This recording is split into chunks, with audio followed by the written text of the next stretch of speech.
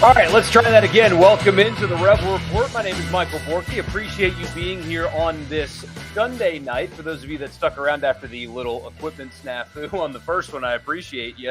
That's just that's what happens when you have equipment as old and as bad as mine. But we are getting through it. I'm glad that you are here, and let's actually talk about this game for real this time instead of me trying to figure out how to turn my camera on and off after it disconnects. So glad you guys are here. There's a lot to talk about with this game. And going into the Oklahoma game, I thought there were a lot of questions for Ole Miss. And I don't think, even though they got a double-digit SEC win, I don't think all of the questions that we had about this team were answered in spite of the aforementioned double-digit win. I want to read a lot of your comments tonight, but I've got some things I want to get to first. I want you to drive the conversation, but I do want to get a few things. I don't know if off my chest is the right word, but some conversation, some additional conversation about this game. Or read your comments, and we'll get out of here on this. It's been a beautiful day, this beautiful Sunday night here in Mississippi. So again, my name is Michael Borky. I invite you, please, to subscribe to the podcast if you have not already, wherever you get them. Just search Rebel Report. And if you like what you hear, subscribe and leave a rating and a review. And leave a comment on the video if you're watching after the fact. I would love to see what you have to say. Even though you're not here live, you're still here. So I want to hear from you. So leave a comment there as well. And this edition and every edition of the Rebel Report is presented by the Gregory Law Firm. DJ Gregory, the Gregory Law Firm, for all of your personal injury, small business, or contract disputes. If you're a small business owner, you are likely going to need legal advice at some point. So even if you don't necessarily need his services today, DJ Gregory has got you covered. He's in Saltillo, but he can service you anywhere. Here's his number, 662-397-9799. Save this number. If you've been personally injured and you need help today, call him today. But if something happens to you, whether it's in business or in contracts, or if you've been hurt for some reason or another, save this number so you aren't left out in the cold not knowing where to go. Here's where to go. The Gregory Law Firm, 662-397-9799. So this is a tough game to react to. I know we did a little bit of post game yesterday, and now with 24 hours plus to think about what happened, I think it's even harder to get a real reaction from this game one way or another. I think we saw the best of what this team could be and also the worst of what this team is and why they have two losses to this point. It's a really difficult game to react to. There was a period in this game where they looked largely incredibly dominant. And there was also a period in this game where they still had self-inflicted errors and sloppy play that kept a bad team hanging around for longer than they needed to hang around. Now, luckily for Ole Miss, it didn't end the way Kentucky did with a loss. They were able to come out of the locker room and execute and play well and win the game and do so kind of comfortably in the second half. But still, it's like you saw so much good and so much bad in the same game, and it's trying to decipher, why and what can continue and what can they correct and what will translate to Arkansas. And it's a tough game to react to. But there's a few things that I saw and that you guys saw that we'll talk about tonight. First are the changes on the offensive line. Micah Pettis getting quote unquote benched. I know what was said. I think that there's some hair splitting when it comes to why he didn't play, but I do think he didn't start and wasn't going to start regardless. I do believe that he has been banged up, that the injury thing is true. Offensive linemen are often banged up. I do believe that he's hurt to some degree. But during the bye week, Lane Kiffin said going into the bye week, they were going to make changes on the offensive line. He said it on multiple different areas.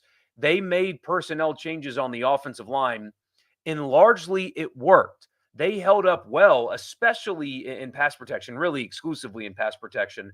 But they held up well, only gave up one sack against this Oklahoma defense, which is top 10 in the country in sacks. It is a sack-making, tackle-for-loss generating Oklahoma front. I mean, they are tops in college football in those kind of explosive havoc play categories. In this new Ole Miss offensive line, I say new, it's the same guys. They didn't, claim somebody off of waivers, but the adjustments, the personnel adjustments that they made on the offensive line were good ones. And maybe they did some things schematically as well. I'm not smart enough to notice that, but they protected Jackson Dart well in this game against a defensive front that is very good at generating pressure and sacks. He only got sacked once in this game. And I think that is a very, circle that and underline that. Again, I know they didn't run the football well. I'm still very confused about why Ulysses Bentley's only getting 5 touches in a game, but at this point, whatever.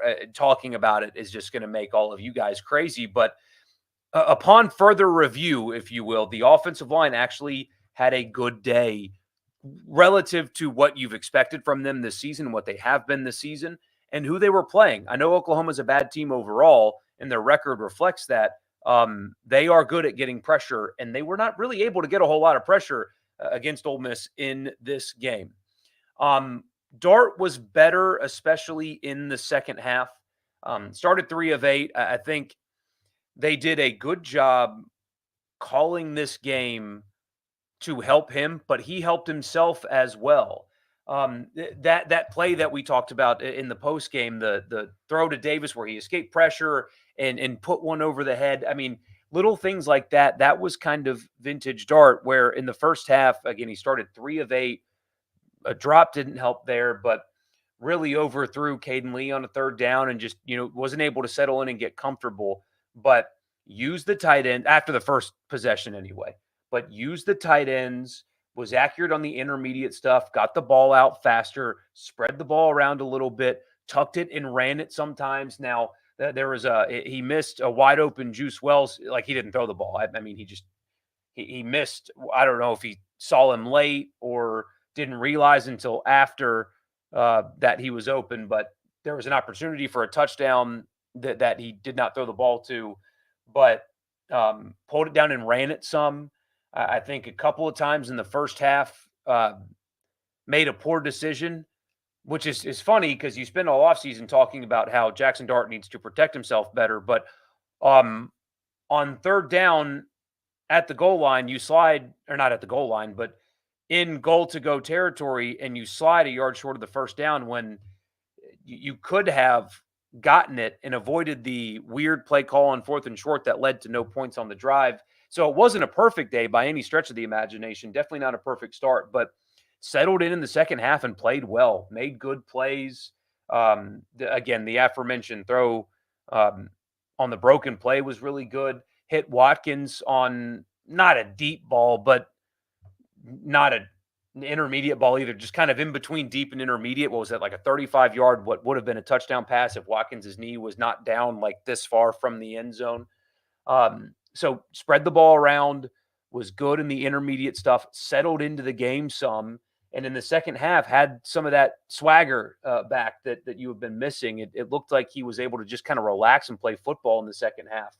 And I think part of that is also aided by offensively. I think they called a really good game, and that includes the first half as well. Short yardage aside, we talked about it yesterday. I have no idea what they're trying to do in short yardage situations, but I think the overall game plan and the way they distributed the football and the way they called things to help Jackson out, get comfortable, short stuff, underneath stuff, use the tight ends, and then the over-the-top throw, you built some confidence. So I think even if you go back and look at their possessions, even in the first half, I think they still called a good game.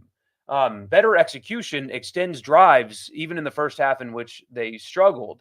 So overall, I think that they offensively they called a really good game there. I am not at all worried about the defense getting run on the way they did by Oklahoma. Because we've seen better rushing offenses do much worse against that defense, and they turned it on when they had to. Now, I do wonder, did Oklahoma, were they able to do things that Ole Miss hadn't seen yet? And once they adjusted, it was game over. Arnold is athletic and he can run a little bit, and that the way he was able to do that against this Ole Miss defense is concerning for Arkansas, who has a dynamic athlete at quarterback. But I do think that being worried about the first half defensively is not something that I would concern myself with too much outside of if Oklahoma found something that Ole Miss can't adjust to, and Arkansas can't exploit it. That's obviously a big deal. But again, they got ran on by a team that is not as good at running the football as other teams that could not against them. That front six is legit. Now, the linebacker group is pretty banged up at this point, but not worried about that. I am still worried about penalties, and that is what brings me to the other side of this conversation. It's there were some good things. They came out of the locker room and really shut the game down. Dart was better and a little bit more comfortable, and the offensive line adjustments, at least in pass protection, worked. But my goodness, they were still at times listless. They still defensively were able to. I mean, one of their touchdown drives, Oklahoma's one of their two touchdown drives was aided by 30 yards worth of Ole Miss penalties and just dumb penalties as well. You had a drop in there. You had a missed extra point. It still was a team that displayed at times lacking discipline. There was still the sloppiness. They got off to a hot start and then, I mean, just kind of sputtered for the rest of the half. And so there are still so many questions to me about this team. And can they play smart enough football to avoid letting somebody that they're better than hang around? They've done it too many times this year. And if you're going to go up to Fayetteville, a team that they are more talented than for sure, the odds makers think they're better, but it is so easy for opponents to hang with Ole Miss with the way they allow them to by doing things that are unforced, dropped passes, bad mistake on special teams, bad inopportune penalties, weird stuff in short yardage situations, et cetera, et cetera, et cetera. So the sloppiness in the first half being what it was coming off of a bye week is deeply concerning. They figured it out, but why still are they struggling to get outside of their first possession? Why are they struggling to get off the mat and execute early in these football games to put these teams away that they should have put away that they didn't? LSU and Kentucky and even Oklahoma.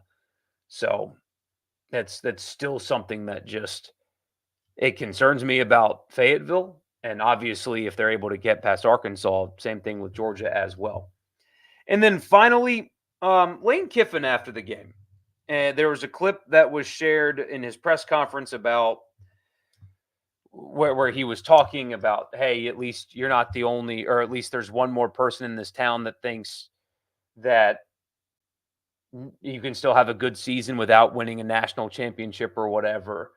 And the clip that was being shared did not display the full context of the question and the answer and what led to that.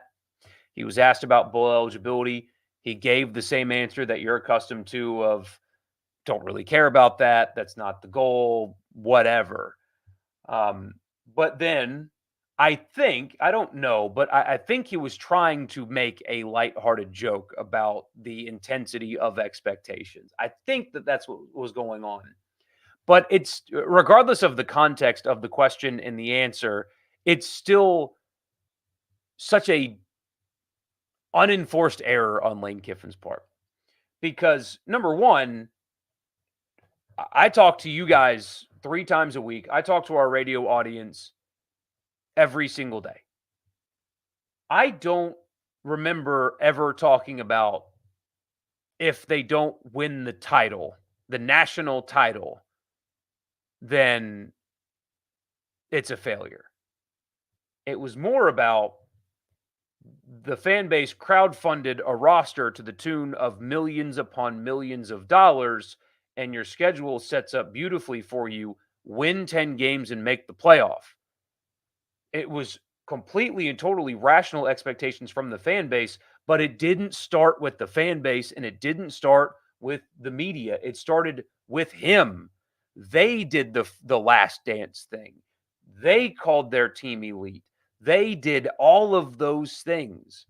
And so when you do all of those things and then say, albeit I think he was trying to make a joke, I think he was trying to be lighthearted and joking, but still, when you promote yourselves as that and then lose to a god awful Kentucky team and do the, well, expectations are out of control around here. No, you set them.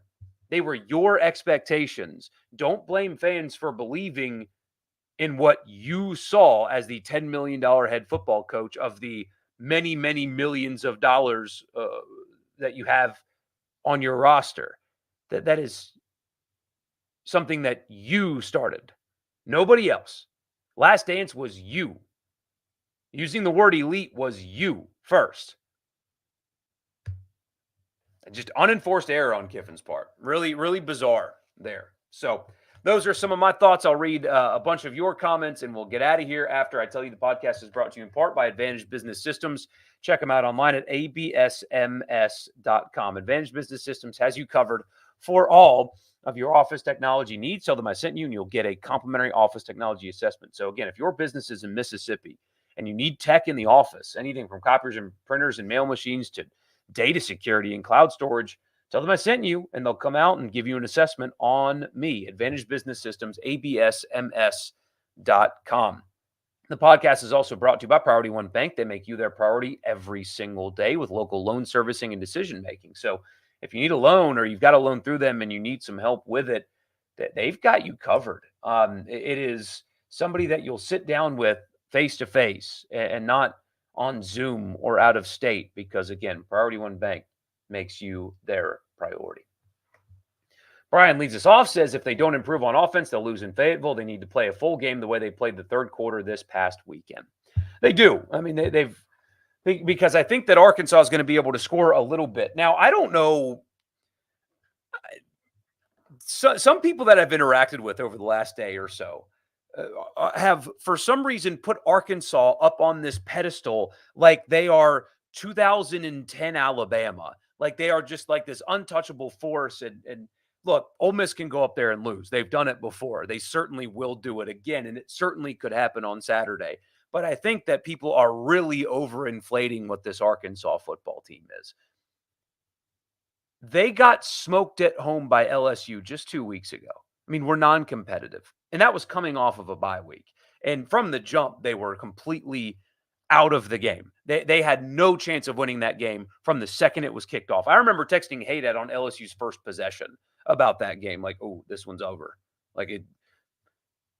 They go to Starkville, and yes, they score a lot of points, and they looked good doing it. Mississippi State turned it over a lot in this game.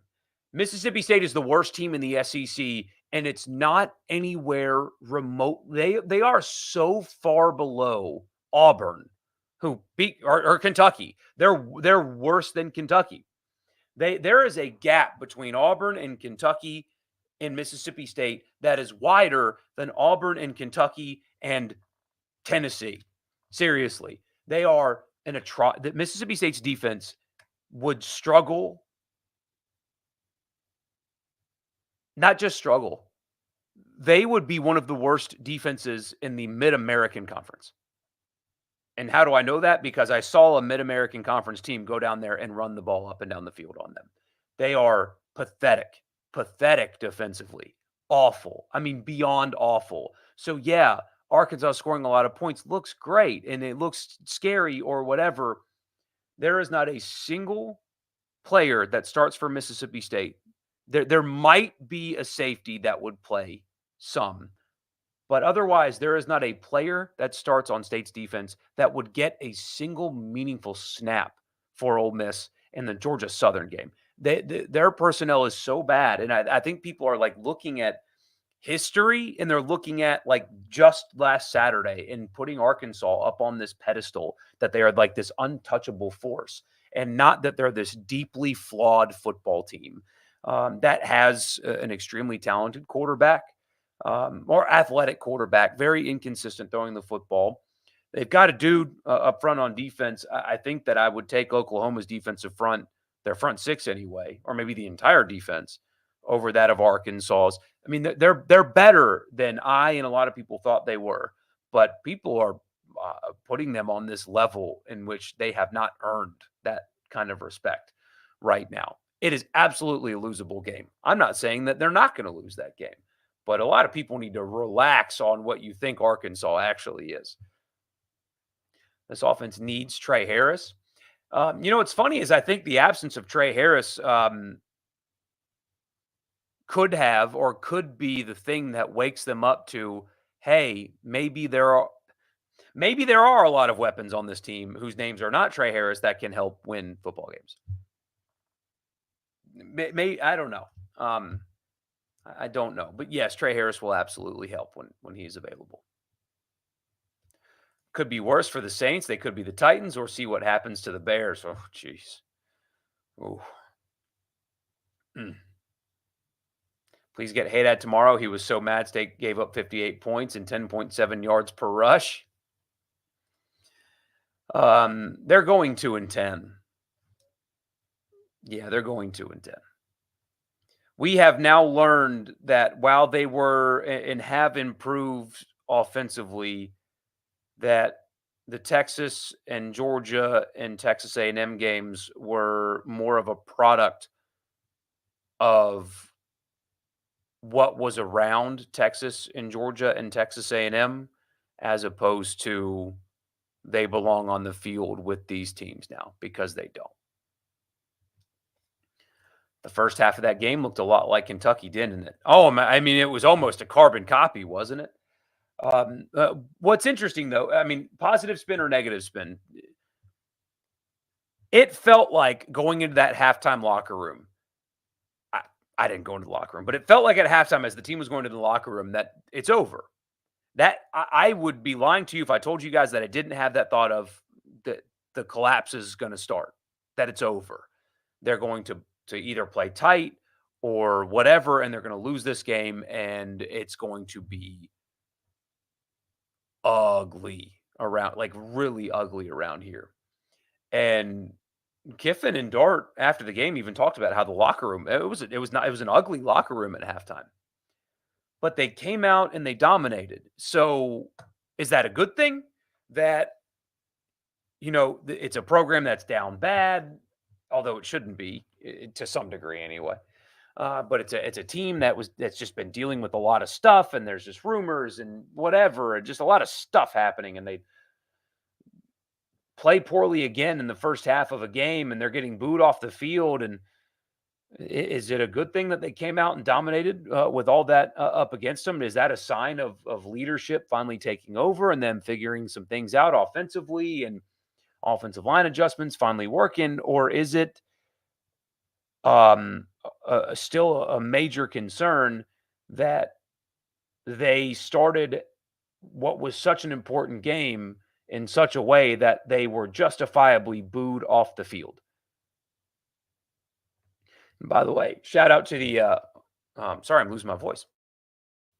Shout out to the Twitter user that said that I was the leader of the Twitter jerks for saying that fans were justified in booing a team off the field. Shout out to that person.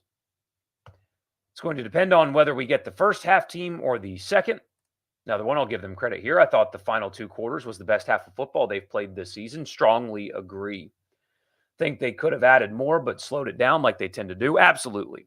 Went very, very conservative in those possessions in the fourth. And I think, I don't know, I think style points matter. And they kind of blew an opportunity to have some of those. But if they get to 10 and beat Georgia, I think they're going to make the playoff. It's just college football is going to breed losses. It's just, you're not going to have all these teams running the table. People will lose in front of them. And the Georgia win, if they get it, will take them a long, long, long way. So opportunity for style points, but do those matter? I don't know yet. We haven't seen the committee pick 12 teams yet. Still no game plan for Bentley. Makes no sense to me, but oh well. Please tell you Ole Miss finally gets their left tackle back next week. Dart needs help. See, they do in the running game, but again, I think they held up well in pass protection. One sack against that front, that is a really good defensive front, guys. I mean, top 10 in the country in sacks and tackles for loss, I believe, is Oklahoma. So they were okay there. But yes, Williams coming back, if he's able, if he's healthy, I mean, there's able to play, and then there's healthy enough to be impactful. Getting him back will help for sure. You're not picking them to win in Fayetteville in the rain. Luckily, there's 6 more days for that forecast to change. So, who evaluates the portal guys? Seem to have missed on the offensive line guys this year. A lot of people evaluate the portal guys, a lot of them. But yes, offensive line at this point is still kind of a problem. But I mean, again, that if you want positive spin, they pass protected really well on Saturday, relatively speaking. No run game to speak of. Yesterday, finally, the tight ends were involved. And what do you know? It's effective. Who would have thought? It's almost like Caden Prescorn exists. Shout out to his wife for bullying Ole Miss into throwing the football to her husband. Thoughts on Lane whining about expectations from the town and fans? Expectations that he and his team started? Yeah. I am behind on messages very clearly. But yeah. I think he was trying to make a joke, but it's still one of those situations where just shut up. Just shut up. Don't tweet alligator pictures. Don't say stuff like that. Don't whine that your fans are leaving blowout games early. Just don't do crap like that. It's immature. That's what it is. It's immature. I think he was joking, but it's still just one of those things where just stop. It's lacking in self-awareness at best. You think Oklahoma not imploding on themselves let that game stay closer than it could have been, but Ole Miss blew such a massive opportunity to put it away in the first half with that awful end around. Yeah. They're 6-2, and you're disappointed. Show how expectations have changed. You just hope people realize they're there because of NIL and will need NIL to get there in the future. Absolutely. But, I mean, we'll see what these next 4 games bring. Because if it completely craters, if the bottom just totally falls out, I know that the right answer is to continue to get rosters like this to continue to be competitive. But I'm going to have a hard time telling people that the way to win is for you to donate money when you did that and look at how it was managed. These 4 weeks they're massive in so many ways.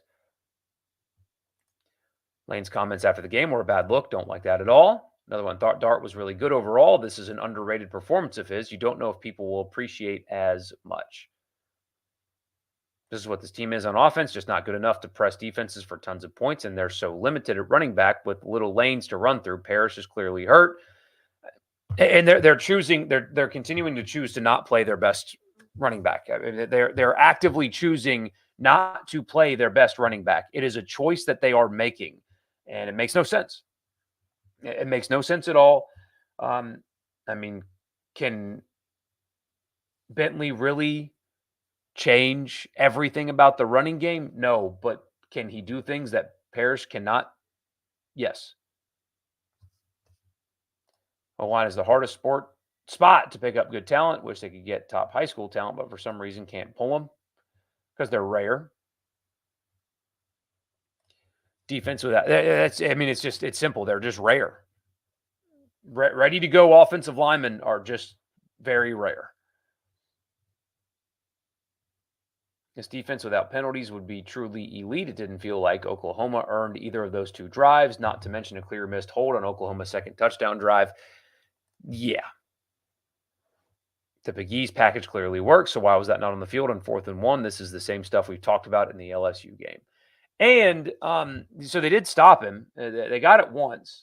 And then he made a play on another one. But I would like to see them throw in some wrinkles out of that as opposed to just kind of the same thing, just snap it to him. And I mean, it's worked. It's really worked. So it's hard to say that they should do something different. But now that it's kind of been snuffed out a little bit.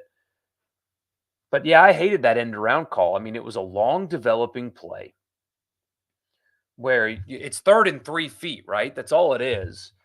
4th and 3 feet. That's all it is. And it's a long developing like end around where when the ball carrier gets the ball, he's 5 yards behind the line of scrimmage and his shoulders are perpendicular to the first down marker. I mean, he is facing the sideline when he gets the ball, and it took you a while to get him the ball. So that takes a you allow penetration when it takes that long. And when the ball carrier gets the ball, he's not going downhill, he's going sideways. So he has to then turn upfield. I just I'm surprised that that was the call there. If it's 17-7 Ole Miss at the half instead of 14-10, then 10 to 14 Oklahoma, then things would have been fine. But the offense pulls this stunt almost every game, going cold turkey in the red zone. And I mean, going for it there, I don't hate it. I mean, it's just call better plays. Do we really expect them to score a lot of points on a pretty decent Arkansas defense on the road in the rain? If Trey Harris isn't playing, that's a huge red flag. Yeah, we'll see about the rain. Just there's a lot of time left. And now that I said that, it's going to rain like hell. But back-to-back 15-yard penalties on that drive, the first of which extended the drive on third down, then allows the touchdown. I mean, that is, if you want to complain about the defense, that's where you do it, is being too conservative on obvious passing situations late in games and penalties. This team has shown you nothing to make you think they have a chance against Georgia. Generally, no, but here's the thing. Here's the thing about that. And I'm not saying that they're going to win that game either. I'm not. I don't think they will, personally. But when you look at just the SEC and how inconsistent everybody has been. I mean, this is a Georgia team that only beat Kentucky by 1. This is a Georgia team that lost to we're now learning is a mediocre Alabama team for them. Mediocre for them, or for what you expect Alabama to be. But still, like, not a great Alabama team beat them. I know that what they looked like against Texas, they did. But a week later, that same Texas team gave up 40%. 40% of Quinn Ewers' pass attempts, he was pressured or sacked. Pressured, hit, or sacked. 40%. So that Georgia defensive front dominated that Texas offensive line, and so did Vanderbilt. So, yes, Georgia's very, very, very good. Schumann's great at what he does, and they have dudes, and I don't think Ole Miss is going to be able to block those dudes, and they're in for it. But also, when you look at this Georgia offense, Beck is a turnover machine. They don't have the best weapons, or at least for them anyway, recently. Like, there's a real chance that this could be a really close, low-scoring game. And the inconsistencies that you've seen from everybody, Georgia's gettable. Everybody's gettable. Even the good teams in the SEC, the teams at the top, are gettable by anybody, almost anybody. So, yeah, I mean, I wouldn't pick it today, but Georgia has not been like this machine that people are expecting them to be. This Kentucky loss will be remembered as one of the worst losses in the modern era of Ole Miss football. It gets worse and worse every single week. Every single week. Early kick, Arkansas doesn't play good defense. There's a chance the game looks similar to the South Carolina game. Yeah, I mean, that's the one thing. Ole Miss this year, when they went on the road in a hostile environment, they shut it up right away. I mean, just locked it in and shut it up right away, which when you look at the other SEC games, it's like, how the hell did that happen? But yeah. If they're going to win the Arkansas game, they better make it look like South Carolina. Yeah.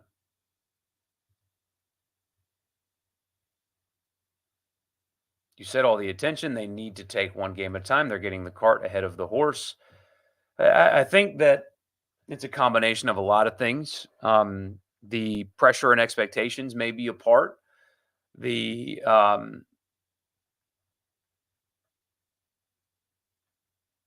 maybe some egos, maybe some mismanaging of personalities.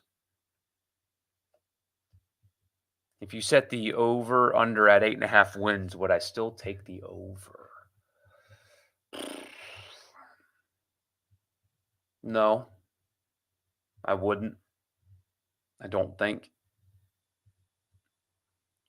You don't think Charlie Weiss Jr. will be the offensive coordinator next year? Either do I. Do I think there's a chance of Walter Nolan holding out? Um, I mean, I wish I could give you more. I have no way of knowing, but I don't. I'm a little confused by the question. He plays hard as hell. He's truly hurt. I mean, he's been battling that ankle injury for weeks, and I mean, look, genuinely like angry that they wouldn't. Maybe I'm wrong. Maybe I'm misreading the situation and trying to read too much into Kiffin's quotes and or not reading enough into them. I don't know, but I don't think that when you can look at the way Walter Nolan has played for Ole Miss, that you can describe the guy as a quitter. I have not. And again, maybe internally it's happening. Maybe he did hold out to the second half. It didn't look like that's what was happening. But I could just not be seeing it the same way other people did. I mean, I talked to somebody at the game that, like, I mean, described his like sideline demeanor as angry, but not like mad at Ole Miss, but like mad that he wasn't in the game. Maybe he's just his body language is different. I don't know. I'm just kind of waffling here. I cannot give you an answer, but I don't think that the way he's played gives you an indication that he's quit. Thought at half there was a chance they would not win another game the rest of the season. Yeah. Can't seem to understand why the play calling is so bad. Lane has had less talent and done way more with it than he is now. I'm just completely stunned. I feel something is going on behind the scenes. I don't know what it is. I really don't. But I do think that they called a better game than the output indicates this past Saturday. So at least there's that. Still think if they go 10-2, they make the playoffs. Yes, I do. It's college football. There's 5 weeks of it. Losses happen to everybody. I mean, losses are going to happen. A 10-win SEC team with a win over Georgia is going to get them in. They will have, in this scenario, one in Columbia, South Carolina, one in Fayetteville, one in Gainesville, and beat Georgia. Now, I know that they lost to Kentucky, and that's a terrible loss. But their other one is an overtime loss in Tiger Stadium. You've got to remember that, one, these teams are going to beat each other up. I mean, Alabama's about to get a third loss. Missouri's out of it. Ole Miss will be ahead of Missouri. There are losses coming for people. I mean, Vanderbilt's got an opportunity to get Tennessee out of here, for example, and on and on and on. So teams are going to lose. Maybe they don't get in at 10-2, but a 10-win SEC team is going to get in over a 10-win ACC team or a 10-win Big 12 team unless they have won the conference. I think. I don't know, but I think.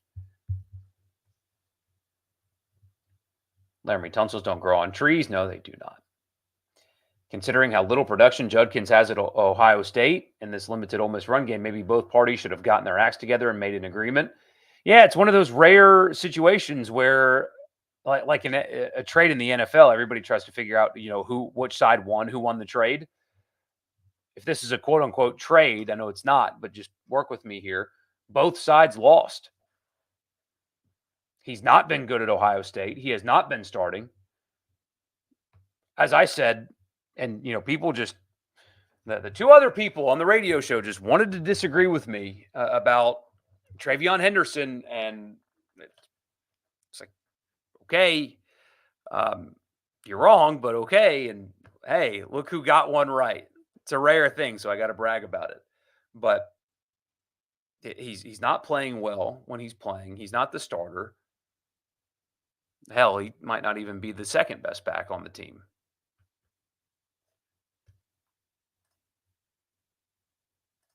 They ran a play action with Big E's for a touchdown in the 2022 Egg Bowl. He has more athleticism than people think. Absolutely. You've got the 2014 Arkansas game racking your brain. Oh, God bless you. Don't look at that. Ole Miss has not scored 30 points in an SEC game since last year against Texas A&M. Saturday would be a good chance for them to do that. They need to.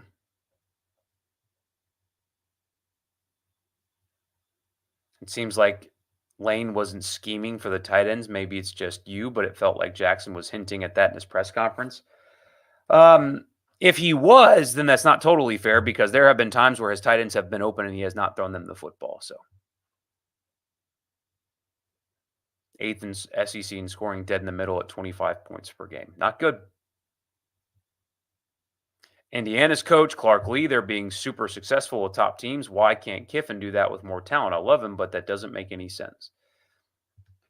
Um, there are people that would tell you that Kirk Cignetti's a better coach than Lane Kiffin. It's possible. It's true. Um, I don't know the answer to that, but I do know that you're right. I mean, could you imagine if Ole Miss was playing Vanderbilt this weekend in Nashville? How would you feel about that? Which is crazy to say because they lost to Georgia State, but they're good, man. They're good and they're mentally tough. Um,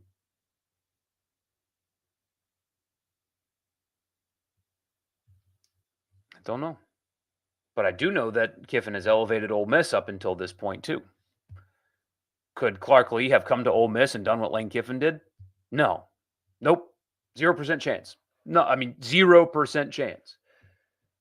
There's a real chance that Clark Lee had struck gold with Diego Pavia and hiring his former head coach.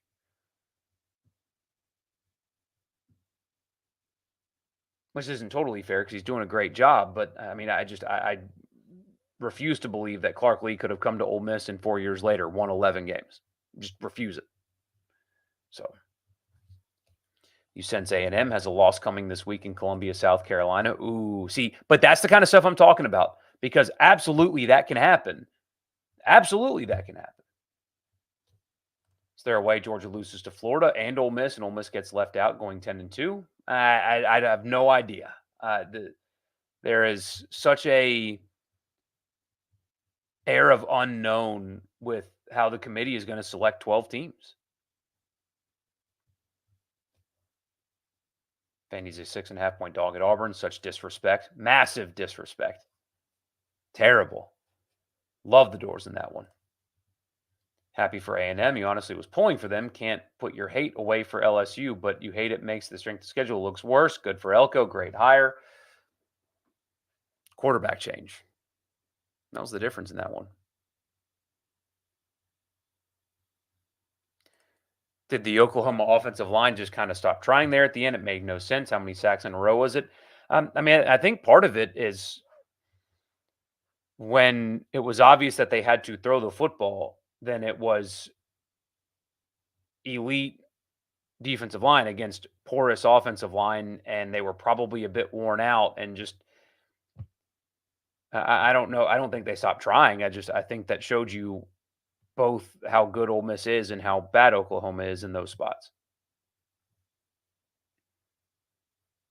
Kentucky isn't winning another league game this year, 4-8 for the Cats with a win over number 6 Ole Miss. Isn't that great? 13th in rushing offense. It's a big issue, especially when the field gets shorter and so counter to what you're used to seeing from Lane Kiffin. But again, they choose to play the running back that they refuse to play their best running back. I don't know how much that would help, but I know it can't hurt. Is JJ still struggling with a lingering injury? Yes. That shoulder is bothering him badly. Badly. Guessing any talk of Mississippi State having momentum on the radio show is going to come to an end. Oh, buddy.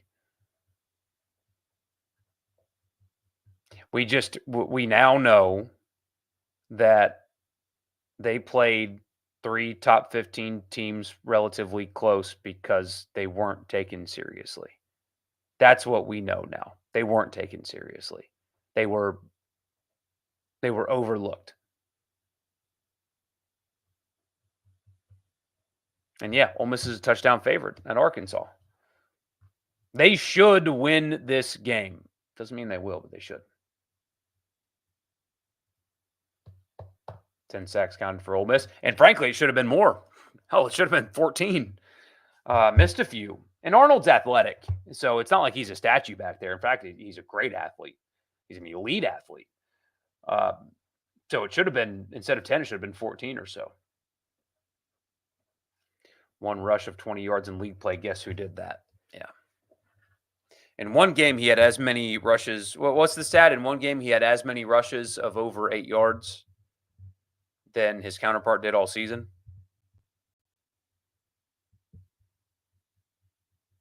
We'll see.